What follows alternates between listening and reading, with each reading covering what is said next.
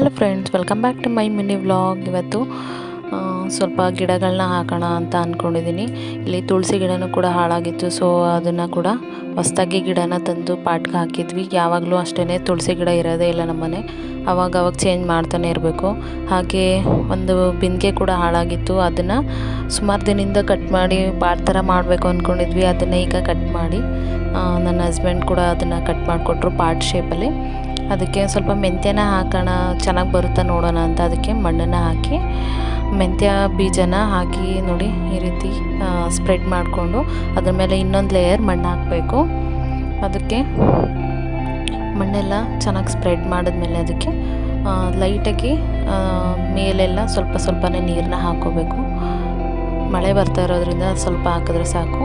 ನೋಡಿ, ಬೀಜ ಎಲ್ಲ ಹಾಕಿ ಒಂದು ಲೇಯರ್ ಮಣ್ಣು ಹಾಕಿ ಸ್ವಲ್ಪ ನೀರನ್ನು ಹಾಕ್ಬಿಟ್ಟು ಎತ್ತಿಟ್ಟಿದ್ದೀನಿ. ಹಾಗೆ ಇನ್ನೊಂದು ಪಾಟ್ಗೆ ಅಲೋವೆರಾ ಗಿಡನ ಹಾಕೋಣ ಅಂತ ಅಂದ್ಕೊಂಡಿದ್ವಿ. ಆಂಟಿ ಅವ್ರ ಮನೇಲಿತ್ತು, ಸೊ ಅದನ್ನು ಕೂಡ ತಂದು ಇನ್ನೊಂದು ಪಾಟ್ಗೆ ಕೂಡ ಹಾಕಿದ್ವಿ. ತುಳಸಿ ಮತ್ತು ಅಲೋವೆರಾ ಹಾಕಿದ್ವಿ.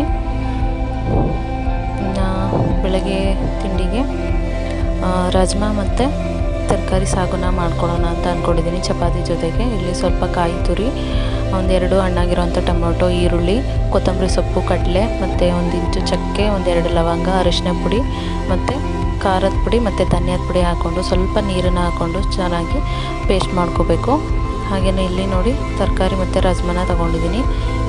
ಒಂದು ಕುಕ್ಕರ್ಗೆ ಒಂದು 3-4 ಟೇಬಲ್ ಸ್ಪೂನ್ ಆಗೋಷ್ಟು ಎಣ್ಣೆನ ಹಾಕ್ಕೊಳ್ತಿದ್ದೀನಿ. ಅದಕ್ಕೆ ಅರ್ಧ ಟೇಬಲ್ ಸ್ಪೂನ್ ಆಗೋಷ್ಟು ಸಾಸಿವೆ, ಸ್ವಲ್ಪ ಕರಿಬೇವಿನ ಸೊಪ್ಪು, ಒಂದು ಈರುಳ್ಳಿನ ಹಾಕಿ ಚೆನ್ನಾಗಿ ಫ್ರೈ ಮಾಡ್ಕೋಬೇಕು. ಅದಕ್ಕೆ ತೊಳೆದಿಟ್ಟಿರುವಂಥ ತರಕಾರಿ ಮತ್ತು ರಾಜ್ಮಾನ ಸೇರಿಸ್ಕೊಂಡು ಒಂದು 2 ನಿಮಿಷ ಚೆನ್ನಾಗಿ ಫ್ರೈ ಮಾಡಿಕೊಂಡ್ರೆ ಸಾಕು. ಶುಂಠಿ ಬೆಳ್ಳುಳ್ಳಿ ಪೇಸ್ಟೇ ಮರ್ತ್ಕೊಂಡಿದ್ದೆ, ಸೊ ಅದನ್ನು ಕೂಡ ಇವಾಗ ಹಾಕ್ಕೋಬೇಕು. ಈಗ ನೋಡಿ, ಮಸಾಲೆನ ಹಾಕ್ಕೊಳ್ತಾ ಇದ್ದೀನಿ. ನೋಡಿ, ಚೆನ್ನಾಗಿ ಈ ಥರ ಫ್ರೈ ಮಾಡ್ಕೋಬೇಕು. ಶುಂಠಿ ಬೆಳ್ಳುಳ್ಳಿನ ಪೇಸ್ಟು ಇವಾಗ ಆ್ಯಡ್ ಮಾಡ್ಕೊಳ್ತೀನಿ. ನೀವು ಈರುಳ್ಳಿ ಹಾಕ್ದಾಗ್ಲೇ ಆ್ಯಡ್ ಮಾಡ್ಕೊಳ್ಳಿ. ಅದಕ್ಕೆ ನಿಮಗೆ ಎಷ್ಟು ಬೇಕು ಅಷ್ಟು ಗಟ್ಟಿನ ನೋಡಿಕೊಂಡು ನೀರನ್ನು ಸೇರಿಸ್ಕೊಳ್ಳಿ. ನಾನಿಲ್ಲಿ ಚಪಾತಿ ಜೊತೆ ಮಾಡ್ತಿರೋದ್ರಿಂದ ಸ್ವಲ್ಪ ಗಟ್ಟಿ ಮಾಡ್ಕೊಳ್ತಾ ಇದ್ದೀನಿ. ಅದಕ್ಕೆ ರುಚಿಗೆ ತಕ್ಕಷ್ಟು ಉಪ್ಪನ್ನು ಹಾಕ್ಕೊಂಡು ಸೇರಿಸಿದ ನಂತರ ಮುಚ್ಚಳನ ಮುಚ್ಚಿ ಒಂದು 3-4 ವಿಸಿಲ್ನ ತೊಗೊಂಡ್ರೆ ಸಾಕು.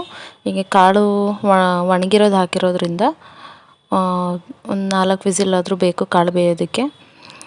ಚಪಾತಿ ಜೊತೆ ಮಾಡಿಕೊಂಡ್ರೆ ತುಂಬಾ ಚೆನ್ನಾಗಿತ್ತು ಸಾಗು. ತಲೆಯಲ್ಲಿ ಡ್ಯಾಂಡ್ರಫ್ ಇದ್ದವರು ಈ ಹೋಪ್ ರೆಮಿಡಿನ ಯೂಸ್ ಮಾಡ್ಬೋದು.